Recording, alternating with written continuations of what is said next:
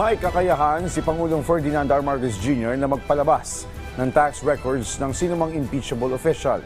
Ito ay kung hihingi ng permiso ang Bureau of Internal Revenue sa Pangulo at wala ito magiging paglabag sa batas. Ang detalye mula kay Bernard Ferrer.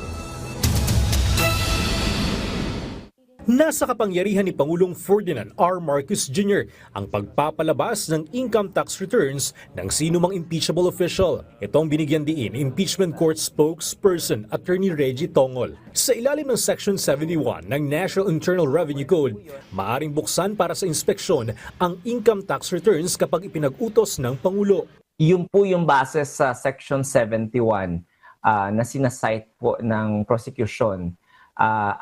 Yun din po yung sinasite ng ni dating Commissioner Kim Menares when she was presented as a witness sa impeachment court nung panahon ng impeachment ni Corona. Dahil dito, sinabi niyang walang magiging paglabag sa batas kung hihingi ng pahintulot ang Bureau of Internal Revenue sa Pangulo bago ilabas ang tax records ng isang impeachable official sakaling umabot sa Korte Suprema ang usapin. Nauna na nagsagawa ang impeachment court ng oral arguments sa hiling ng prosekusyon na magpalabas ng subpoena para sa tax, bank at AMLAC records ni Vice President Sara Duterte at ng kanyang asawa na si Attorney Manasseh Manscarpio.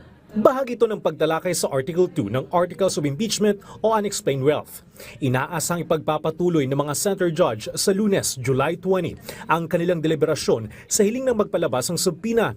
Gayunman, sinabi ni Tongol na posible pang humingi ng karagdagang panahon ang impeachment court bago maglabas ng desisyon kung kakailanganin pa ng mas malalim na legal na pagsusuri. Samantala, sinabi rin ni Tongol na maaaring magsilbing gabay sa impeachment court ang naging proseso ng pagbubukas ng tax records ni dating Supreme Court Chief Justice Renato Corona noong kanyang impeachment trial noong 2012. Anya, una munang tumanggap ng subpoena mula sa impeachment court noon si dating BIR Commissioner Kim Menares bago humingi ng pahintulot kay dating Pangulong Benigno Aquino III para mailabas ang hinihing tax records. Bernard Ferrer para sa Bayan.